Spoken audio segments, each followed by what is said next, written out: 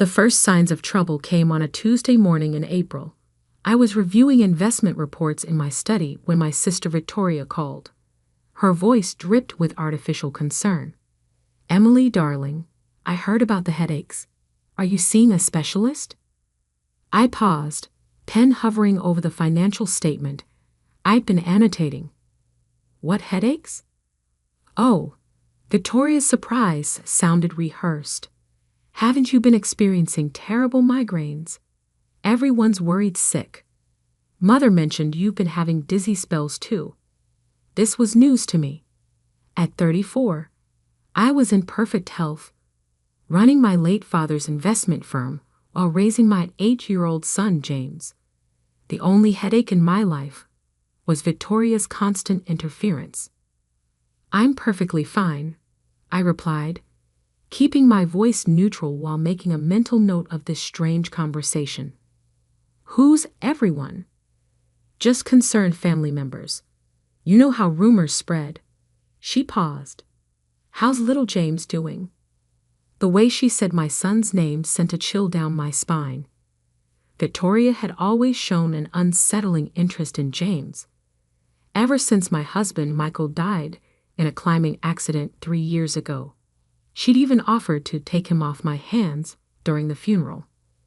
"James is wonderful. We're both wonderful. Now, if you'll excuse me, I have a board meeting." After hanging up, I sat back in my leather chair, mind racing. This wasn't the first odd incident lately. Last week, my mother had insisted I looked peaky at Sunday dinner. The family doctor, who I hadn't scheduled an appointment with, supposedly called asking about my symptoms. Even my housekeeper mentioned overhearing concerns about my health from the country club ladies. Someone was laying groundwork, but for what? I opened my laptop and began documenting these occurrences, a habit I'd developed after Michael's death. Victoria had tried to contest his will then, claiming I was too unstable to manage his estate. She failed, but the experience taught me to keep careful records. The next red flag appeared 2 days later. My assistant Sandra rushed into my office, face pale. "Ms. Wilson, there's a Dr. Harrison here to see you. He says it's urgent." I didn't know any Dr. Harrison. "I don't have an appointment. He says your sister sent him. He's very insistent." The pieces clicked into place. I smiled. Sent him in. Dr. Theodore Harrison was exactly what I expected. Distinguished, silver-haired, carrying an air of authority that probably convinced most people not to question him. I noticed he carried a medical bag that looked straight out of a period drama. "Ms. Wilson, I'm deeply concerned about your condition." He sat without being invited. "Your family reports severe symptoms that could indicate—" "Who's paying you?" I interrupted. He blinked. "I beg your pardon?" "For this performance, Victoria? Or did my mother hire you?" I leaned forward. "Because I have to tell you, showing up uninvited at my office with a fake medical bag is bordering on criminal impersonation." Color drained from his face. "Ms. Wilson, I assure you."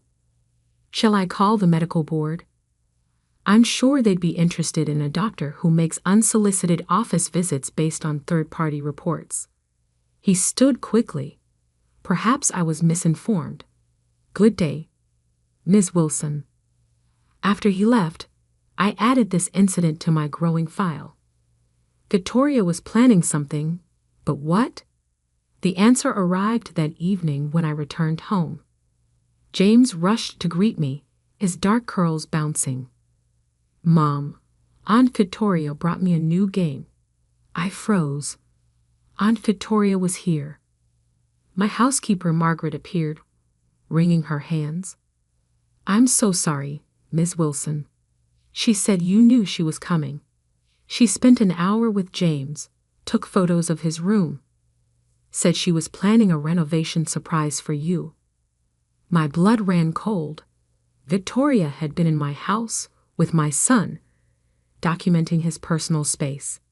Combined with the health rumors and fake doctor, a picture was emerging. My sister wasn't just laying groundwork. She was building a case. I called my lawyer, Benjamin Gates, that night after James was asleep. "Someone's trying to have me declared incompetent," I said without preamble. Ben had defended me against Victoria's previous attempts to seize control of Michael's estate. He understood immediately. The sister again?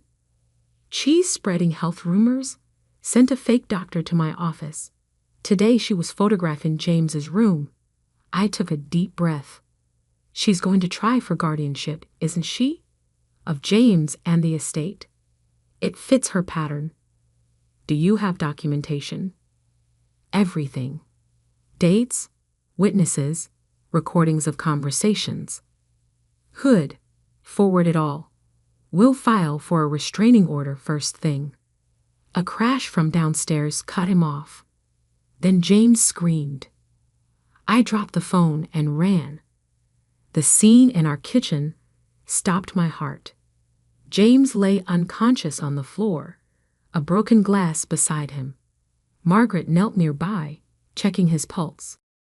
"He just collapsed," she cried. "I was getting his bedtime snack end." I never heard the rest. Something struck the back of my head, hard. As consciousness faded, I caught a glimpse of designer heels, Victoria's favorite Louboutins. "Sorry, sister dear." Her voice floated above me. "But you're just too sick to care for James anymore." Then darkness took me. I awoke to beeping machines and white walls. A hospital room. My head throbbed where I'd been struck. As awareness returned, panic set in. James. Where was James? I tried to sit up, but found my wrists restrained. A nurse rushed in. "Please calm down, Ms. Wilson. You're in good hands. My son is safe with his aunt. She's been granted temporary emergency guardianship given your condition." The pieces fell into place. Victoria had orchestrated everything. The health rumors, the fake doctor, the witnesses to my supposed instability. Now she had James. "I need to speak to my lawyer," I demanded. The nurse smiled sympathetically. "I'm afraid that's not possible in your current state. Doctor's orders. Now rest." Over the next days, I pieced together Victoria's plan through overheard conversations and glimpses of paperwork. I'd been admitted for acute psychotic episodes and paranoid delusions. Victoria, concerned about my deteriorating mental state, had installed cameras in my house, capturing my erratic behavior and neglect of James. The evidence was overwhelming.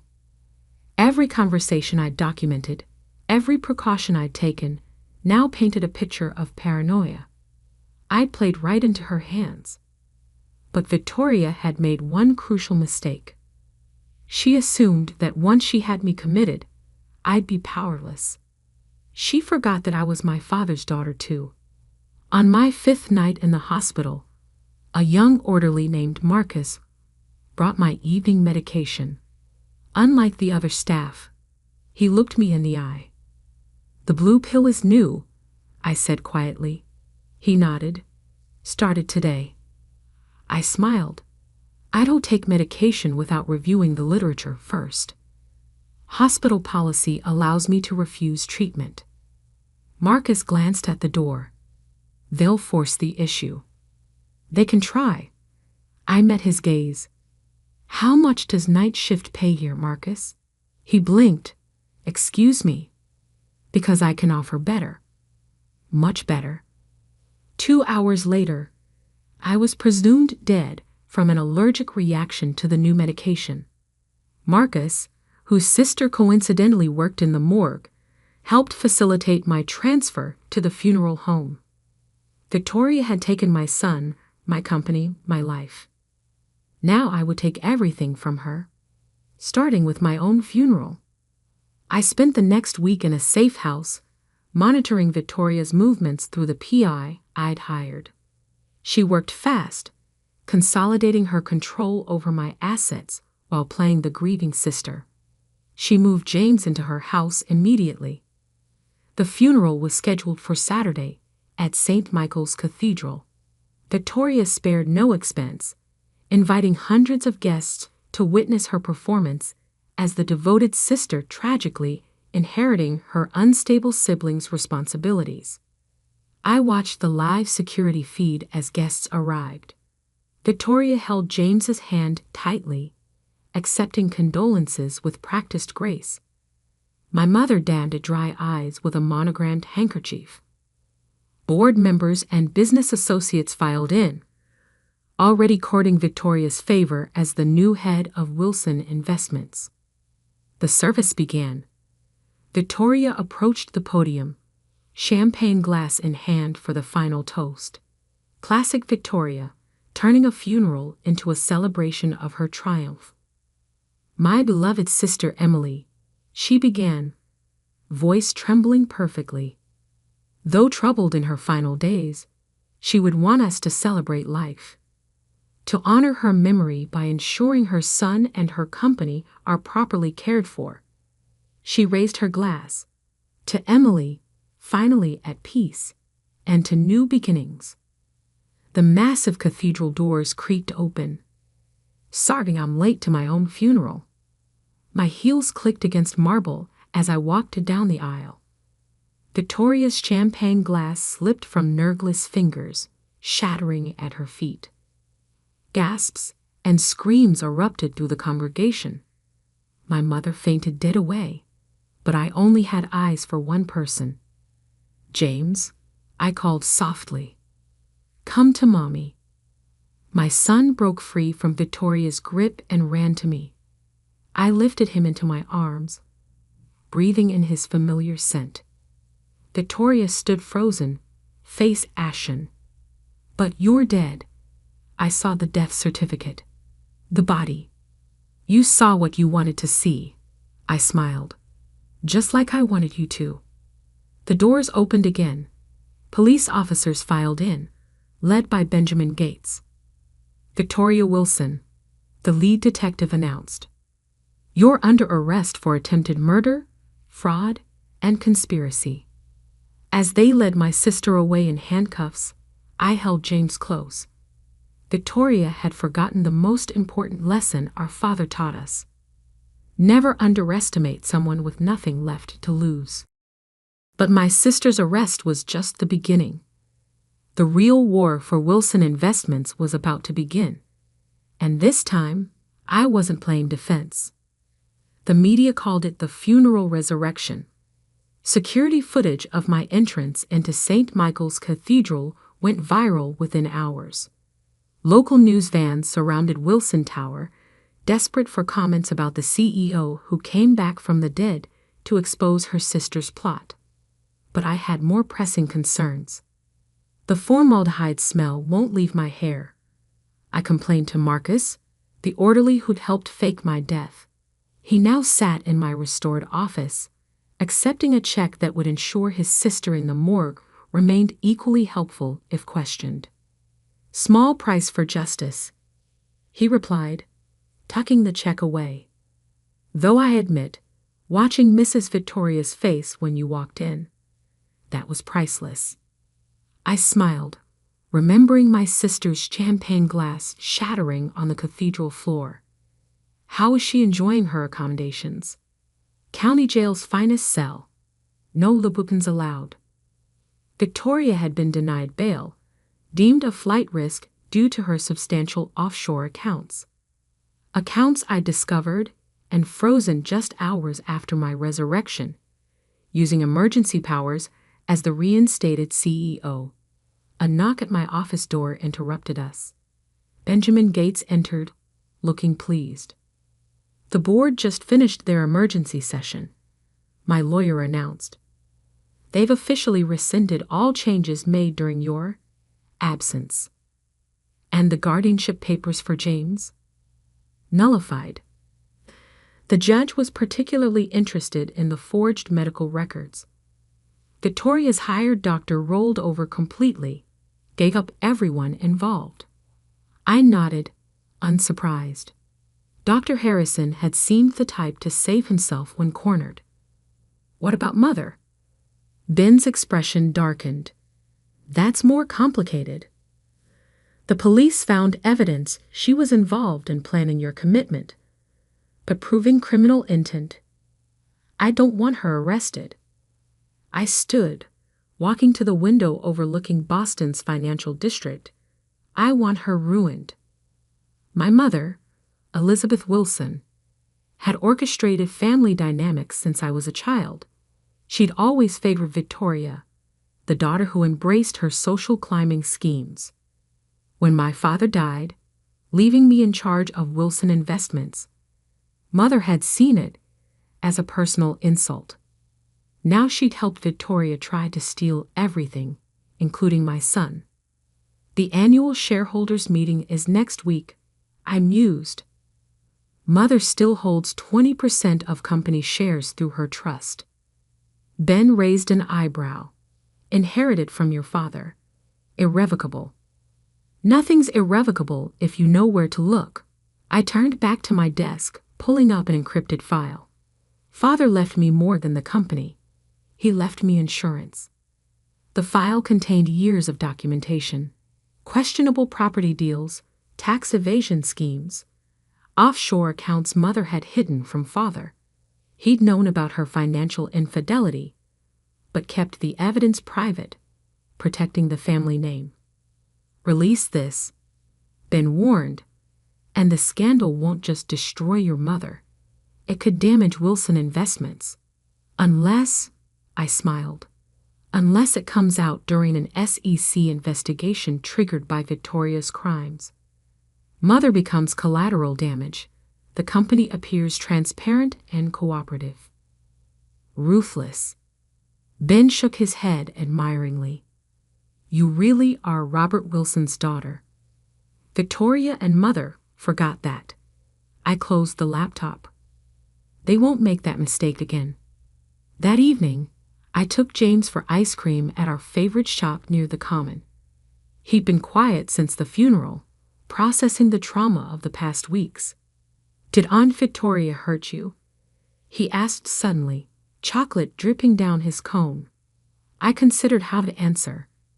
James was mature for 8, but explaining attempted murder and false imprisonment seemed excessive. Aunt Victoria was confused about what's best for you, I said carefully. She thought she should be your mom instead of me, but she was wrong, and now she has to face consequences for her bad choices. He nodded solemnly. Is she going to jail? Yes, sweetheart, for a long time. Good. He licked his ice cream. She made me eat vegetables with every meal, even breakfast. I laughed, pulling him close. My brilliant boy, focusing on the culinary crimes. The next morning, the SEC investigation I'd orchestrated hit the news. Anonymous sources, carefully selected by Benjamin, revealed evidence of widespread financial misconduct within the Wilson family. Mother's hidden accounts were exposed, along with Victoria's attempts to seize control through fraudulent means. Wilson Investments stock dropped 15% in the first hour of trading. I called an emergency press conference on the steps of our headquarters. Cameras flashed as I approached the podium, James holding my hand. As CEO of Wilson Investments, I am shocked and saddened by these revelations. I began, my voice carrying clearly in the morning air. While I was targeted by those seeking to abuse their positions within the company, my commitment to transparency and ethical business practices remains absolute. I outlined my plan for corporate restructuring, enhanced oversight, and the establishment of a family foundation focused on mental health advocacy, a pointed reference to Victoria's tactics. By market close, our stock had rebounded. The business press praised my decisive leadership in crisis. Major clients privately assured me of their continued confidence. Mother wasn't so fortunate. The scandal destroyed her social standing. Her country club membership was quietly revoked. Charity boards asked her to step down.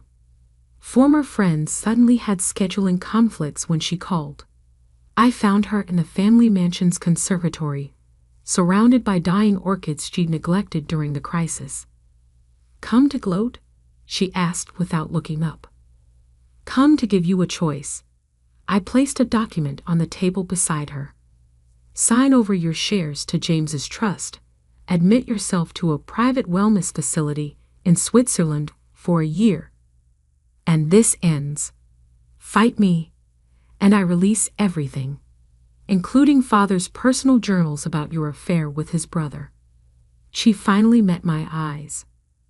"You really are going to destroy me. You tried to take my son." My voice was ice. "Be grateful destruction is all I'm offering." The charges against Victoria took months to process. She accepted a plea deal. 15 years for attempted murder, fraud, and conspiracy. No possibility of parole. I visited her once before she was transferred to federal prison. She'd lost weight, her designer clothes replaced by an orange jumpsuit, but her eyes still burned with familiar hatred. "Proud of yourself?" she spat. "You've ruined everything." "No, Victoria. You ruined everything. I just survived." She lunged forward, stopping when her handcuffs caught. "I deserved to run the company. Father knew you were weak," he told me. "Father told you what you wanted to hear. He knew you'd try something like this eventually." I stood to leave. "That's why he left me in charge." "I'll get out someday," she called after me. "And when I do, you'll what? Try to kill me again?" I turned back. "That's the difference between us, Victoria. You keep trying the same failed tactics, while I learn from every attack. Come after me or James again, and prison will feel like a vacation resort." Mother spent 18 months in her Swiss retreat before returning to Boston. She sold the mansion, bought a modest condo in Back Bay, and learned to live without social influence. We saw her occasionally at holidays, but the relationship remained cold. James thrived, showing an early aptitude for business that made me suspect he'd run Wilson Investments someday. I hired Marcus as our head of security, rewarding his loyalty with a career path. The orderly's sister moved from the morgue to medical school, her tuition mysteriously paid by an anonymous donor. 2 years after my resurrection, I stood in my father's old office, my office now, studying his portrait above the fireplace. The artist had captured his knowing smile perfectly. "You were right, Dad," I said softly. "Always prepare for betrayal, especially from family. But make the punishment so complete, they never dare try again." A knock at the door interrupted my reflection. My assistant entered with quarterly reports showing record profits. Wilson Investments hadn't just survived the scandal. We'd emerged stronger. I signed the reports, my signature bold and clear. Emily Wilson, CEO. Victoria had tried to steal my life, my son, my company. Instead, she'd given me the opportunity to prove exactly why Father had chosen me as his successor. Sometimes the best revenge isn't just surviving, it's thriving in ways your enemies never imagined possible. As I looked out over the city, I now truly controlled. I smiled. Victoria rotted in prison. Mother lived in social exile. And I had everything they tried to take from me. Plus the one thing they never had, the absolute certainty that I'd earned it all. The sun set behind the Boston skyline, painting the city in shades of victory.